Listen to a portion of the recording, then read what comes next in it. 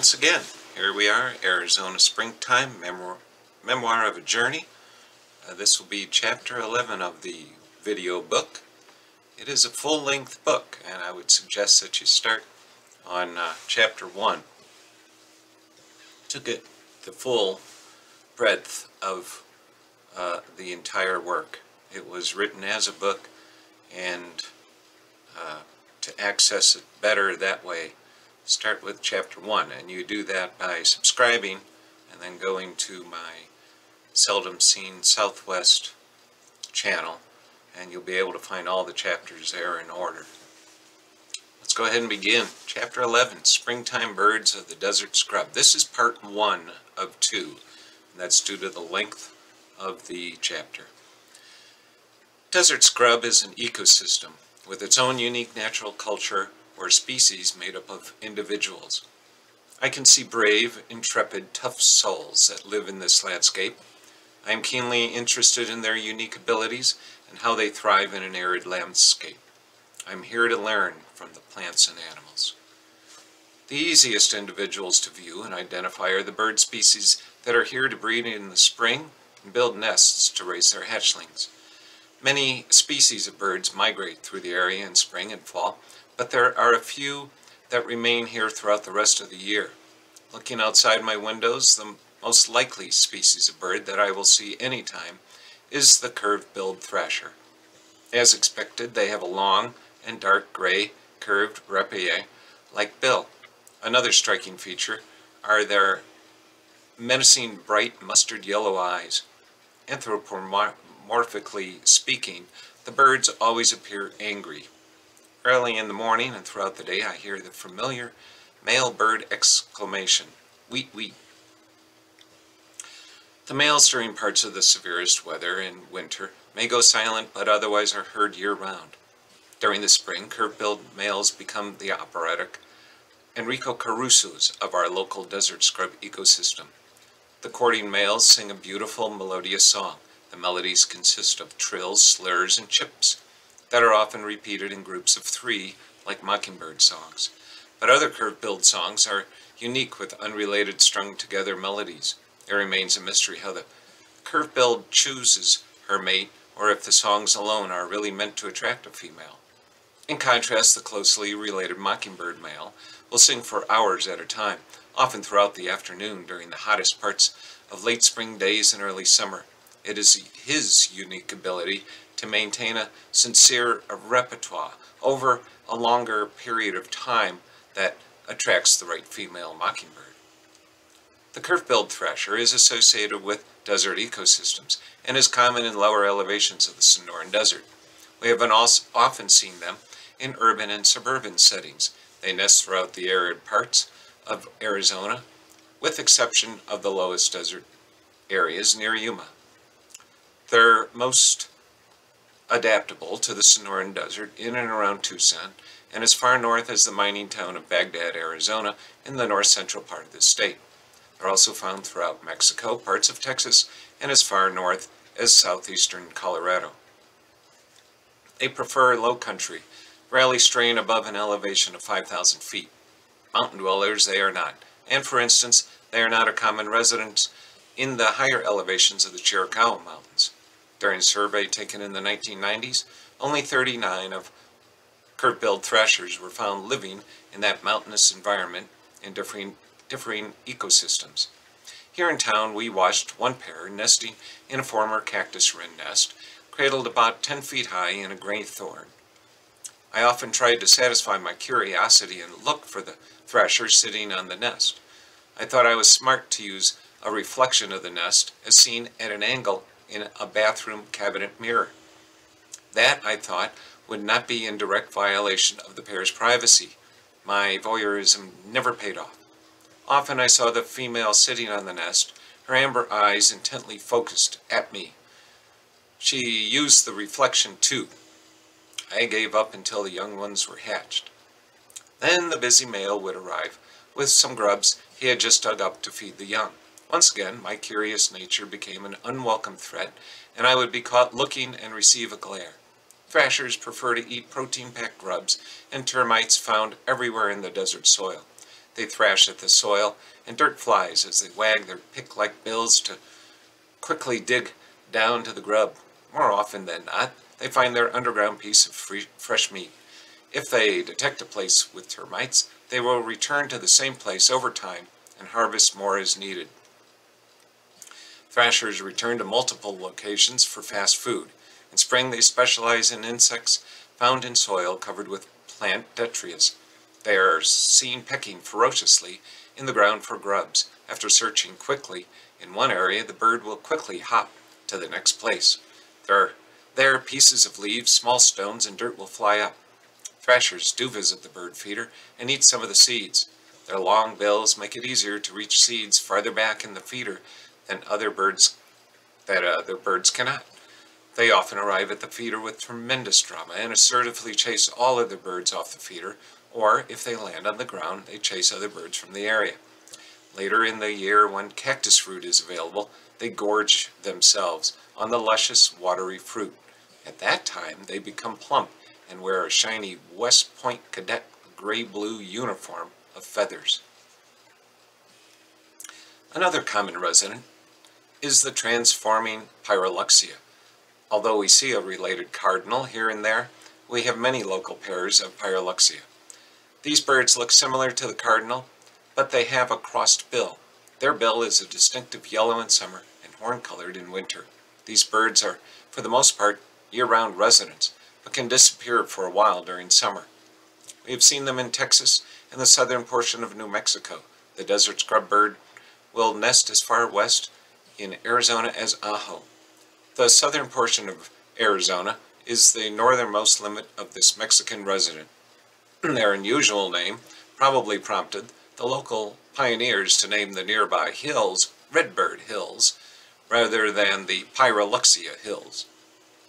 In spring, they're often occupying the feeder. Unlike the curve-billed thrasher, who is very aggressive around the feeder, these birds are timid and wait for an opportunity during the day when feeder populations wane, or if the sparrows are feeding, the Pyroluxia will grab spots on the feeder and on the ground. Eating the rich seeds, males transform from an indistinguishable muted red into a brilliant deep red on their breast and under their wings. The birds are crested like a cardinal and keep their crest lowered unless excited. Then it will quickly rise to a peak. On average, during mid-May, breeding culminates.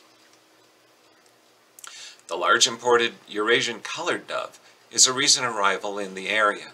In early spring, the plump male will try to woo a female by scrunching low under the supports of the porch roof. His loud cuckoo echoes off the house wall, rafters, and other supports in the confined space. The behavior occurs only during spring, so we have concluded it is a mating call. If he is successful, a female will join him on the narrow, low-slung perch. They will continue with the routine until nesting is complete. The native white-winged dove has a voice commonly described as the phrase, "Who cooks for you all?" I have never in my imagination found it to be close to my interpretation. For me, there is more or less a coo-hoo sound. Most of the white-winged subspecies are migratory, but the ones we have here stay year-round. This dove species is a neotropical bird, and the local subspecies, Monticola, is only found in the far southeastern portion of Arizona.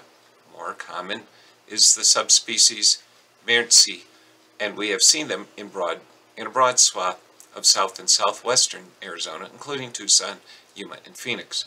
In spring, our subspecies nest in the large Syrian native Aleppo pine tree. After 25 years, this tree has grown to a height of about 30 feet by 12 feet wide. The tree is thick with bushy branches made of long needles. The tree is a high-rise condominium for many nesting birds, including the whitewings. As the doves return to the tree, they land on the outer branches and delicately make their way inside the tree and almost disappear. Often, they construct their nest midway on a branch, so as they make their way to the nest and then settle, I can see the branches shake and bounce. They will leave the nest early in the morning, then fly to a familiar spot to preen. Sometimes they fly out from the tree and land on nearby ground to peck around for a short period of time. Apparently, little of their day is spent eating, unlike other birds. The doves are the most efficient in conserving water than any other species. In the desert, birds must adapt to the arid conditions and become experts in water conservation. Most bird species lose nearly 2.5 times more water from fluttering and flying than just sitting. The white wings lose only 4% per day. Their droppings are virtually a dry pellet. The peaceful and pleasant white-winged dove remains a game bird in Arizona. Back in the 1880s, pioneers reported flocks of hundreds along the San Pedro and Gila rivers. Surveys of the bird began by the Arizona Game Department began in the late 1960s, when a reported 750,000 were harvested. During those open season days, hotels were booked months in advance as people from all over the United States, including celebrities and dignitaries from foreign lands, arrived to hunt the doves. During the 1970s, successful hunts began to decline, and out-of-state hunters began to decline as well. Originally, the steep decline was based on hunters in Mexico, because it was believed there was an increase in hunters there. But surveys in Mexico revealed the number of birds harvested there had not increased. In the early 1980s, the declining number of birds prompted Arizona Game and Fish to reduce the hunting season to 15 days. This past spring, our property and those close by had a banner year of white-winged doves, with many fledglings surviving to adulthood. We observed 17 young ones from a few pair of parents. The young ones are smaller and grayer, and unlike the older adults, they seem more curious and inquisitive. For instance, when I lay down to meditate, the window view looks out over our electric pole and lines. In the evening, during late spring, doves are lined up on the lines. The young ones tilt their heads, slightly crane their necks, and look upon the strange supine creature. This happens day after day. Even as adults, white wings are very inquisitive and will watch other birds. They are the good neighbors of the bird world. They watch the goings-on around the property. I observed a white wing on the ground walk to within a foot of a curved-billed thrasher as that bird thrashed around a leaf litter pile in the shade of low branches of a mesquite. The two were joined by a lonely male Gambel's quail. The thrasher, who ignored everything around him, found the grub and dumped it briefly on the ground a moment prior to eating it. The dove moved in closer, and the thrasher quickly hopped aggressively at the dove. The dove only backed off slightly and continued to watch the thrasher. The thrasher had had enough. He flew off with his morsel, leaving the dove and quail behind. The Gambel's quail, while an indicator species in the Sonoran Desert, are also often associated closely with the shrubs such as mesquite. The males sport a distinctive, larger, darker topknot than females. The protuberance flip-flops as the bird walks. Throughout the year, the males can be seen perched high, overlooking their family or mate. These enjoyable birds to watch are at home in dense, brushy mesquite. The shrubs provide shade, and thorny branches offer protection from soaring raptors. During late spring, we have often watched as they and their hatchlings make its way up through the densest part of the mesquite. On the move, as each quail becomes exposed in an open area, they either run en masse or dash one at a time into the protection of another thicket. During a heavy spring rain, I notice young quail, only days old, huddle around the base of a low-growing mesquite. The shrub had reduced erosion enough for ground to remain only an inch or two above the nearby runoff. A couple of the chicks hopped delicately onto the lowest branch, about 2 inches above the ground. The torrent of rain leached color from the landscape, but the little birds remained safe. After an overnight rain, we have seen adults and their chicks hop up to drink the bejeweled drops of rainwater hanging from leaves of the mesquite. Quail numbers fluctuate tremendously based upon available food. This year was unusual. We saw families with 15 chicks. Yet no matter the number of chicks, the adults remain cautious and patient as the group forages. weather may have been a factor. It is believed that during that period there had been wetter winters than we have now. But this past winter we had plenty of rain, and the precious liquid continued to fall in early spring. Our local group of quail ended up with about 60 fledglings from our 4 pairs of adults. Historically in Arizona, they once numbered in flocks of millions. In 1862, during the Civil War, as the California Volunteers made their way across Arizona, one diarist, George O. Hand, made this observation, quote, "All along this day's march the quail are astonishing, big flocks of them 200 yards long. I really think there were millions of them in each flock. If I were to tell my old friends in California that, they would say that I had lost my senses and would not believe me." End quote. Although we have coveys of the southern scaled quail on the property throughout the year, in the broader scope, these pretty quail are currently affected by the lack of native grasses. The scaled quail prefer grasslands and are indicative of the Chihuahuan grasslands that used to be widespread throughout southeastern Arizona and south into the bulk of the Chihuahuan Desert in Mexico. Scaled quail prefer a rugged country with open areas and low ridges, and they avoid dense thickets, but we see them nonetheless. The coveys of quail live within a confined elevation at roughly 3,500 to 4,000 feet with a regular water source. Significant portions of grasslands have transformed to desert scrub, the domain of the Gambel's quail. Currently our local population of quail is a near balance of scaled and Gambels. Scaled quail do not compete with the Gambels for insects. They forage for insect species different from other quail. During the yearly dry periods, the insects may become their main source of moisture. Male scaled quail are distinctive from females by their larger white top knot that looks like cotton, reflecting their nickname, Cotton Top. He has a distinctive song I hear as caw, caw, with the final 2 syllables a lower pitch. His head juts back before each call, and he will thrust it forward as the call is exclaimed. If both the Gambels and the scaled are seen at the feeder, it is often the Gambels that force the scaled to the sidelines. But it's not always the case. We have seen the Gambels chased away when an aggressive scaled male arrives with chicks. Instead of flying from the threat, they often freeze or scoot under a branch. Although the scaled are believed to be poor flyers, I have seen them fly from near the top of the 30-foot Aleppo pine. Males often fly briefly to a perch to issue their enigmatic calls. Quite a few years ago, I was standing on the front porch and heard a distinctive single-note bird call that had a throatiness that I would expect came from a Mexican tropical bird species. The forced, loud, raspy call was meant to travel for a long distance. It sounded like it was nearby, but its echo made it hard to place. First, I believe the call originated from the vicinity of the pine trees only 30 feet away. I surveyed the pine trees from the porch. I saw no movement or outline of a bird in the tree. The dense needle-covered branches may be hiding the bird. I needed to have a more thorough look. I retrieved a pair of standard binoculars to complete the closer look. I saw nothing and changed the view to a neighbor's yard across the street.